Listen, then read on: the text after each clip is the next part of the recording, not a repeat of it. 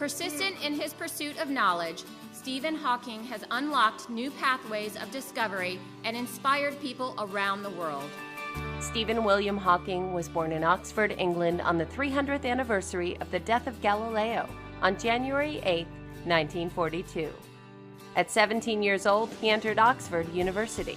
Stephen Hawking has admitted in many cases that he was not the most ambitious student. One day he calculated that he spent about maybe an hour a day on schoolwork. In 1962, Hawking moved to Cambridge University for a PhD in cosmology, and 1 year later was diagnosed with ALS, Lou Gehrig's disease. ALS is a progressive motor neuron disease, so over time the victim loses functionality of muscles. And over the past decades, Stephen Hawking has gradually lost the use of most of his muscles, but his mind remains quite keen. I think that once he was hit with this earth-shattering diagnosis, he actually sought a refuge in doing physics. And if anything, it helped him become one of the world's great scientists. Although his diagnosis only gave him 2.5 years to live, Hawking married in 1965 and stunned the science world in 1974 with his PhD on black holes.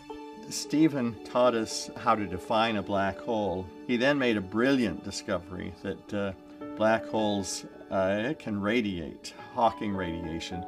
That then showed the whole world the connection between black hole physics and thermodynamics. And that connection has been a central theme in theoretical physics ever since. He became the Sherman Fairchild Distinguished Scholar at Caltech in 1974. And 5 years later, Hawking was named Cambridge University's Lucasian Professor of Mathematics, an honor bestowed on only 14 people since 1663. Stephen Hawking is a theoretical physicist of a very specific kind. He studies cosmology, particle physics, gravity. That's trying to understand the very basic laws of physics as well as where the universe itself came from. Hawking sees things that other people didn't see, time and again. He just thinks more deeply than most of the rest of us. And those insights have had big consequences. Even though Hawking deteriorated to the point that he needed a computerized speech synthesizer to speak, he wrote A Brief History of Time in 1988, selling more than 10 million copies. Stephen Hawking's book, A Brief History of Time, which was a bestseller for weeks and weeks, was about some of the most profound questions that face humanity. It's really about where we come from and where we're headed, from a physicist's point of view. After expanding upon his work with several more books, Hawking increased his popularity by guest starring in TV shows like The Simpsons, Star Trek: The Next Generation, and The Big Bang Theory.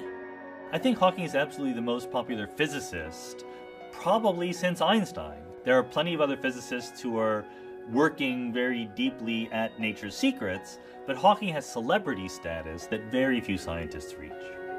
Hawking received the Presidential Medal of Freedom in 2009. Although he retired from teaching that same year, Stephen Hawking continues to be hailed as one of the greatest scientific minds of all time. Stephen Hawking as a scientist has had a tremendous impact on our understanding of the universe and the laws of nature. At the same time, as a human being, he has been an inspiration to the world, to his colleagues, and to people with disabilities everywhere.